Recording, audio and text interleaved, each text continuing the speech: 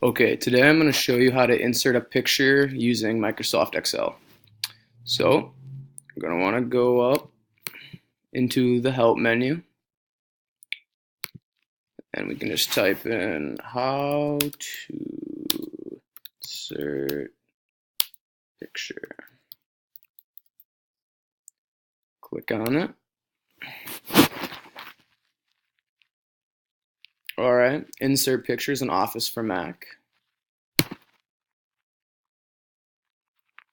So we want to insert a picture in Word, PowerPoint, or Excel. So here's Excel. Alright, so here's what we do. Click the location in your document where you want to insert a picture. On the Insert tab, click Pictures.